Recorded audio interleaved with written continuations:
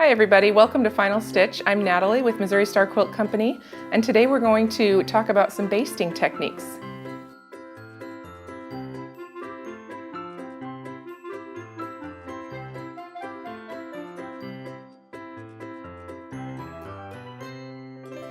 So lots of you have questions about basting your quilt before getting ready to machine quilt at home, and I'm here with Liz, and she has one of those questions for us ready right now. That's right. So lots of you have asked questions about basting. Linda Baldwin has a question. She says, any ingenious ways and or tips to layer a large quilt that will be machine quilted on a home machine, not a long arm? Any tips on or pros and cons for basting fusible powder, safety pins, or fusible batting? So it's such a great comprehensive question, Linda. Yeah, there's a lot packed into that question. On fusible batting, my recommendation is if you have fusible batting, it's great for one side, but it's typically not adhesive on both sides. And when you baste a quilt with a fusible, you want to make sure that you baste the top as well as the back. So it's a great option, but something to remember is you will still have to baste one side or the other. Okay, good tip. So then we have also fusible basting powder, safety pins, and other techniques for basting. So we can dig in. So we'll start with the basting powder, right? So yes, basting powder is my favorite, and I love it because it's so like semi-permanent. Like it really keeps everything in place, and you have a much less chance of puckers and wrinkles, and it's less work, like fine hand work, you know. Yeah. Pins and seams or stitches are a little bit trickier. Okay, so let's get right into it. I'm using a little wool mat, and that's just because that's what I'm using in this space. If you have an ironing board, that's fine too. You can use whatever pressing surface you have at home. Obviously, if you're doing a large quilt, larger is better, but you know, use what you have, right, and it will work just fine. And you can just do a section at a time. Yes, that's what we're gonna do today. Section at a time. You get that part done, and then you scoot it over. Okay. So I'm going to lay this out this way, backing first.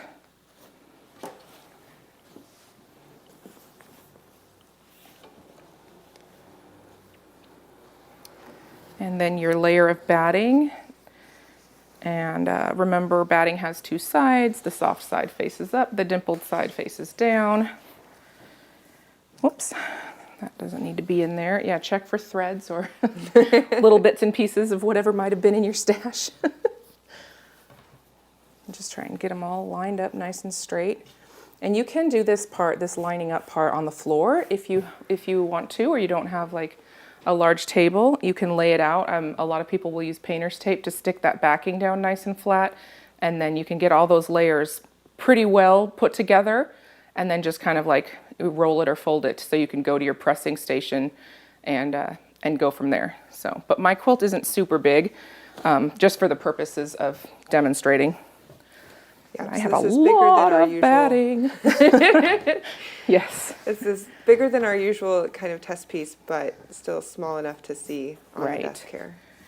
Yep. So just try to keep all those layers flat and straight. And if your quilt is large enough, you'll want to center your backing and your top by, usually what I do is just, I fold my quilt in half, and I would do the same with my backing, and put a little pin in the middle, and then you're going to line your pins up just to make sure that you get a good amount of fabric on both sides, and you don't end up basting your quilt, you know, too far from one edge or the other and running out of backing and having to do it again. Right. So lining up and centering is good. I do it when I use the gamble, but I would do it also if I was nervous about centering things or if I wanted to line something up. And we can also see as you're basting, even though you're going to do this on your home machine, you need to have a little extra to hold on to. So your backing is your biggest piece, your batting is bigger than your top, and then your top is on top. Absolutely, yeah, because you don't want to get to the edge of your quilt and not have batting in it, or have the backing pulled in too far. And so give yourself plenty of room. And as you quilt to the edge, you're going to want to have something for your hands to hold on to too. Absolutely, yes. Got to have a good grip. All right, so you're going to want to do the top first and then flip it over and do the back. Okay. All right, so we just pull this back. And I love this free fuse powder because it's easy to use and easy to, it works very well. It's very effective. So you just sprinkle it like Like a little salt shaker. a little salt shaker. Yeah, totally. Then you press this back. And the nice thing about this is because you're doing only one layer at a time, you don't have to worry too much about the back being flat because you're only pressing the top. And then as you press that, it will, not only will it make your quilt top nice and flat, it adheres it to the batting. So not too much worry about wrinkles. And you can see that it's like it's not stuck up here, but it's stuck in the middle. And if I wanted to, I could easily add a little more up in this corner to get it all the way down.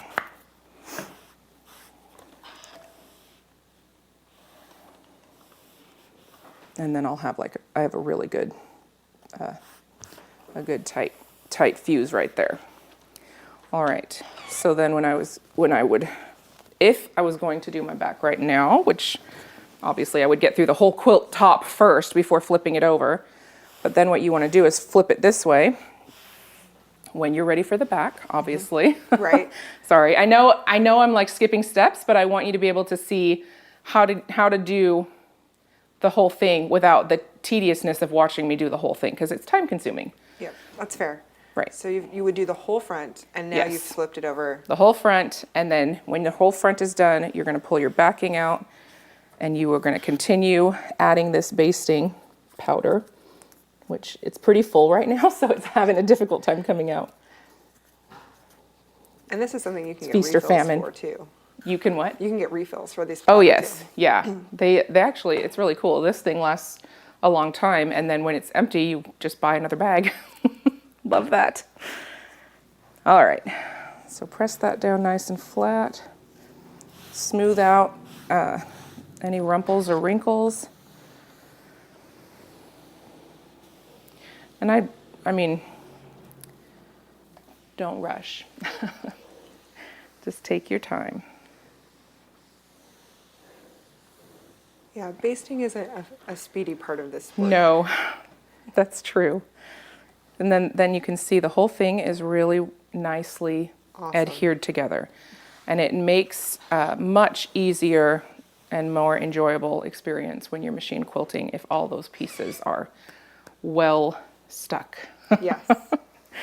Okay, which leads me right into some other options. There's pin basting, which is great if you don't have the fusible or you want to lay the whole thing down and fuse it on the floor. You don't want to mess with your iron. All right, so for pin basting, you want to use a curved safety pin, and I've got a basket of them. You'll need a lot when you do a large quilt. So they're small, they have a curved bottom and a less curved, almost straight top. And they work great for pinning because they go right into the fabric and through all the layers without too much effort. So this is the corner that I fused. I'm going to slide that over a little bit. And we're going to start about 1 inch from the top up here in this corner. And what we're going to do is slide that in and close it. And then every other pin is going to go in the opposite direction. And we're going to place them about 3 finger widths apart. So I'll go this way and then put this one vertically. And then 3 fingers to my next pin. I keep wanting to do 2, which I think is also fine. If that's more natural for you, you can put more pins in, no big deal. Yeah, more pins is always good. Yep, you just want to make sure that you get all the way through all layers. 3 fingers. And I think once you get into like a routine, you can kind of just eyeball it. And so a lot of advice says that you can do hands width apart, but 3 fingers seems to hold it better for puckering and things on the back. Nice. I do think, like all things, it's what works for you. Yes. All right, so when you get ready to start your next row, you're going to start going the opposite direction of the one in the previous row. And I would put that one about here-ish. And what I'm going to do is My next 3 fingers, I'm going to try and line it up a little bit in the middle of these other pins, because that way I have a good coverage of the whole quilt. So this is just one of those things, and you keep going in your opposite directions.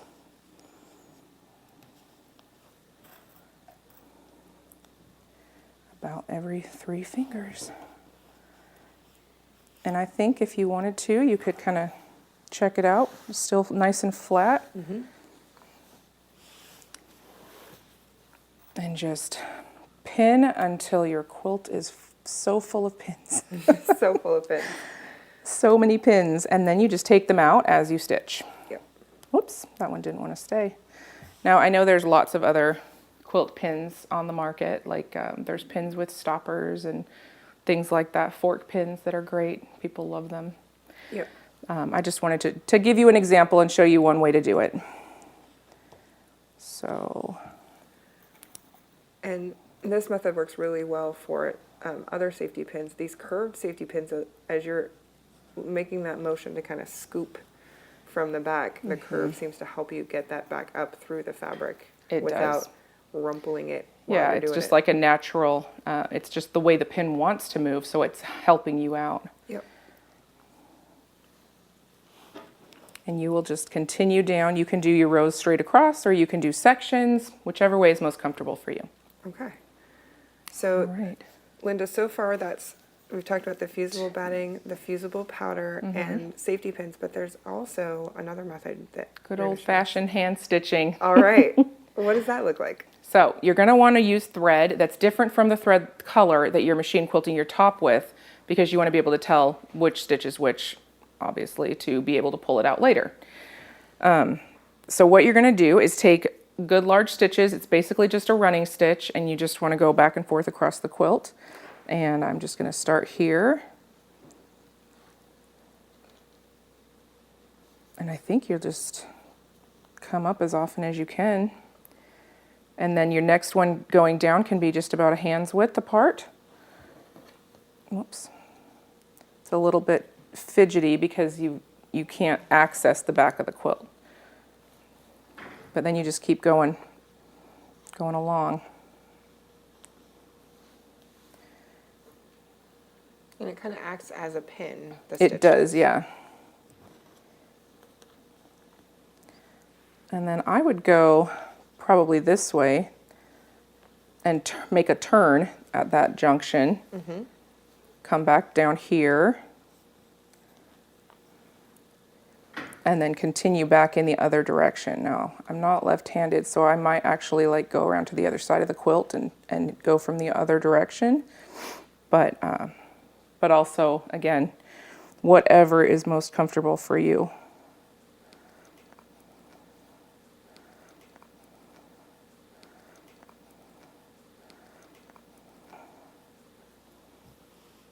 All right.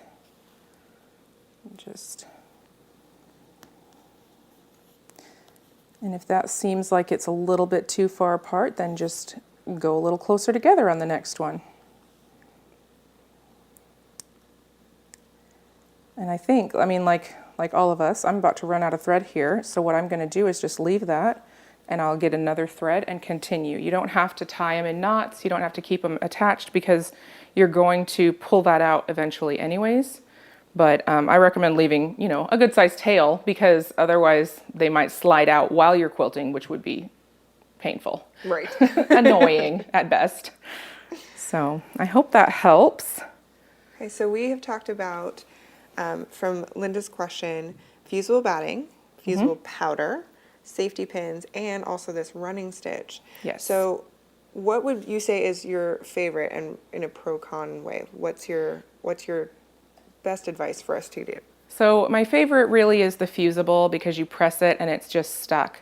You don't have to worry about opening and closing safety pins or spacing or anything like that. You don't have to worry about rethreading your needle or any of it. It's the least stressful for me.